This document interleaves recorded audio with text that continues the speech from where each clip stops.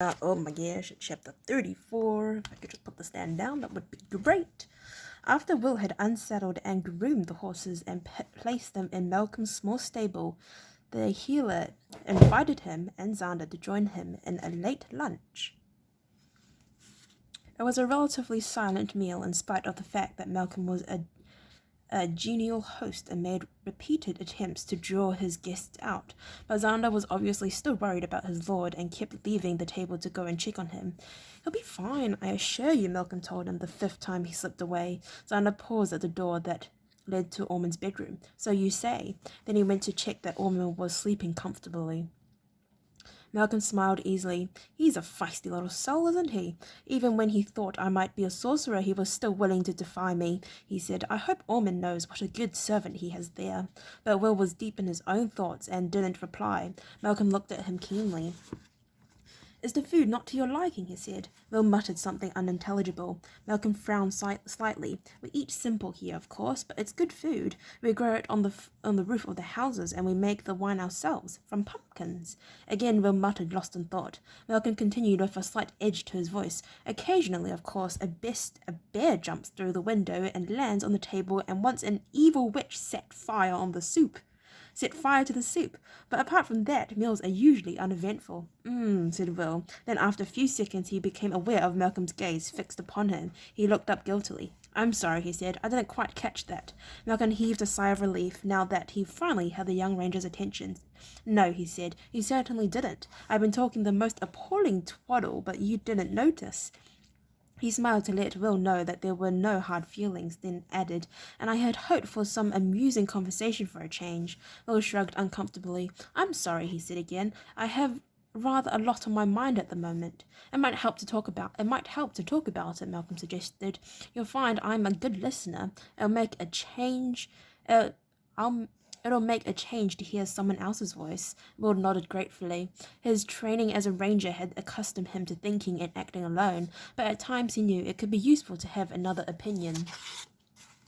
"First of all," he said, "I can't understand where Buttle sprang from. He's the one you saw in the castle just before Ormond sent for you."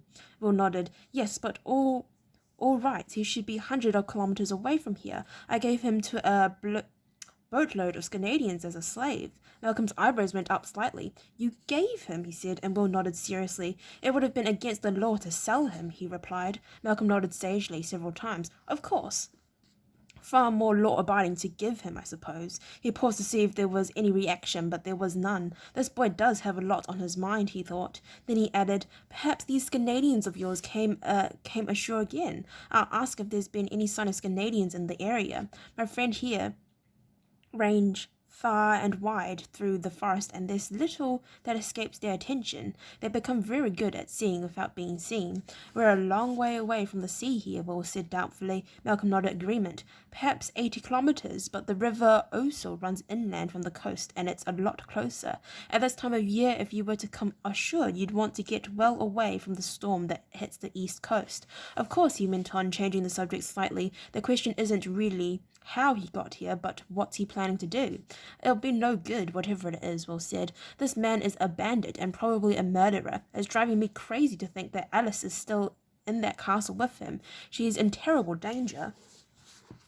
"He may not have recognized her," Malcolm said. "From what you say, she's changed her appearance considerably since he last saw her." Will shook his head. "The problem is, she's so tall. There are very few girls as tall as Alice, and she tends to stand out in a crowd. I can't take the risk that he hasn't already recognized her." He turned, hearing the door to Ormond's room close gently as Xander returned from checking his lord. The little secretary overheard the last few words. He felt somewhat guilty that he hadn't been able to pass Will's warning on to Alice. "As if he has," he said, "you'll need to know where they're keeping her. They'll hardly leave her in that luxurious suite she's in." "Wherever she is, I'm going to get her out," Will said, and Malcolm inclined his head doubtfully. You're just going to walk in and take her, he said. Will's steady gaze turned on him. I have my ways, he said simply, and Malcolm, seeing the determination in those eyes, realized that this was a very capable young man indeed. Even though he had been secluded in this forest for years, Malcolm kept tabs on what went on in the outside world, and he'd heard his share of rumors and stories about the mysterious Ranger Corps. He had always assumed they were largely exaggerations, and none knew better than he how stories could be exaggerated and blown out of proportion. Now he realized they might be closer to the truth than he thought. He rubbed his scraggly beard. Xander resumed his place at the table and began eating with more appetite than he'd shown previously. Malcolm noted the fact. I take it Lord Ormond is comfortable, he asked. Xander nodded, his mouth full of food. He's resting comfortably, he said. Then he had the grace to look a little apologetic. Thank you for what you've done, he added, and Malcolm gave a little self-deprecating shrug. Xander turned his attention to Will. If you're planning to go back into the castle, he said, you might need a little inside information. Unlike Malcolm, he knew a thing or two about rangers and had no doubt that Will would be able to make his way back inside Mackendale. Will looked at him keenly. I'm assuming that if they've discovered her identity, she'll be in the dungeons.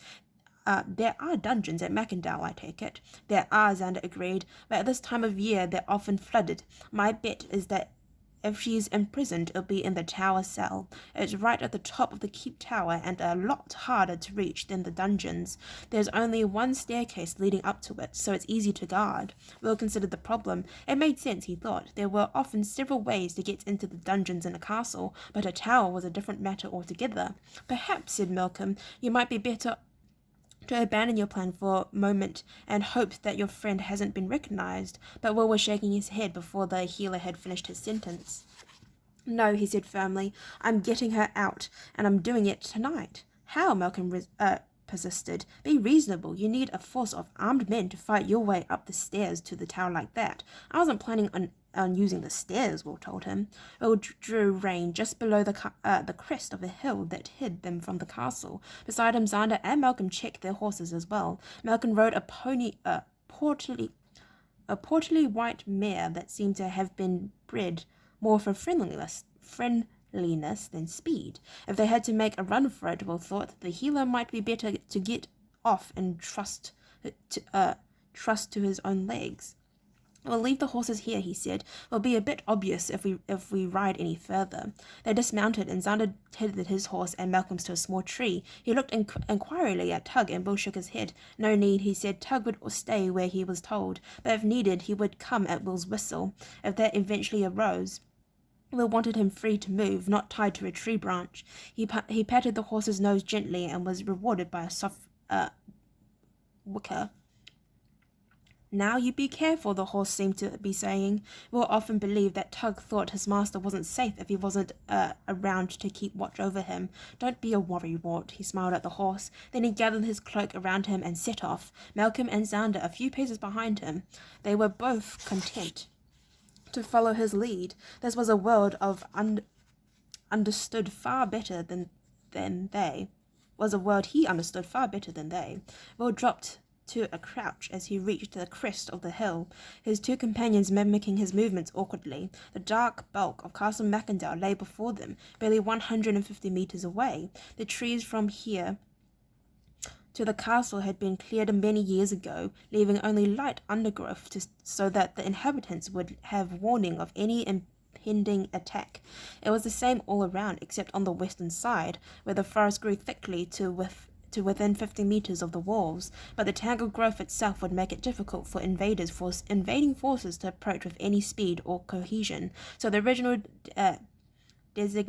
designers of the castle had left this thick woods as a natural barrier.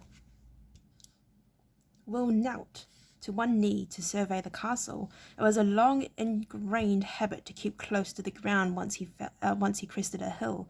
Even though there was no fear of being silhouetted against the sky, the castle walls were above them, so that the mass of the land itself was behind them, not the sky. Of course, the snow that covered the ground reflected a lot more light than Will would have liked, but he was confident in his own ability to reach the castle unseen. Xander and Malcolm, however, were a different matter.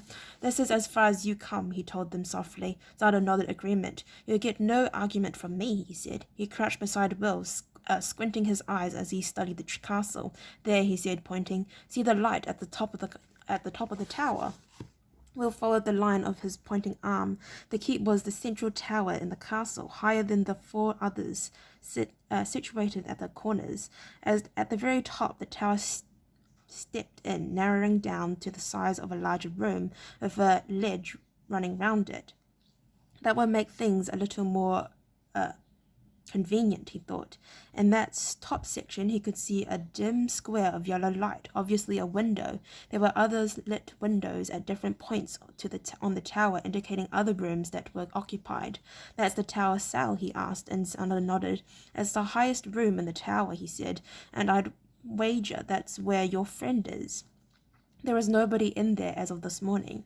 "You say the windows are barred," Malcolm put in, and Xander returned to him. Will sensed, not for the first time, that Xander was not really totally convinced of the healer's bona fides. "Wouldn't be much of a prison if they weren't," he replied. Malcolm gave him a long look, but decided to let the sarcasm pass. "Are they vertical bars or horizontal?" he asked. "Or is it a grating?" "Vertical," Xander told him. "Iron bars cemented into the stone." Will chewed his lips. Xander had mentioned the bars earlier, and he carried a file with him to deal with them. It would be a long and noisy task to remove one, but he couldn't think of any other way. Malcolm, however, had an alternative. Grunting slightly at the discomfort in his knees as he stayed in a crouch, he shuffled to Will's side and carefully produced a leather-bound flask. "Here," he said. "Take this. But for goodness sake, handle it gently." Will frowned. After that warning, he wasn't willing to take the flask until he found out what it was likely to do. With Malcolm's background, he reasoned, it could well explode and turn him into a cloud of purple cinders. "What is it?" he asked suspiciously. Malcolm sighed at his retentions. "It's a very powerful acid," he said, "but it's quite safe." "It's quite safe," Xander put in. "Why does he have to handle it carefully, for goodness sake?" He added the last three words in a creditable imitation of Malcolm's voice. "It's quite safe," Malcolm repeated, speaking very precisely, "if you handle it carefully." "Then it's not," Xander began, but Will stopped him irritably. "Will you two stop squabbling?" he said. Then he turned to Malcolm. "What do I do with it?" he asked. The healer seemed about to make some scathing comment to Xander, but one look at Will's set features changed his mind, and he decided to ignore the little secretary. "It will eat away an iron bar in about 5 minutes," he said. "Dig a hole in the mortar at the base of the bar and pour some of this in. It will attack the iron and probably the mortar as well. Just keep pouring it in as it burns the iron away, but don't get any on your hands." "Don't worry, I won't," said Will, regarding the flask doubtfully. He wasn't altogether sure that the fire wasn't a better alternative. The thought of handling a substance that could dissolve iron had bars filled him with misgivings.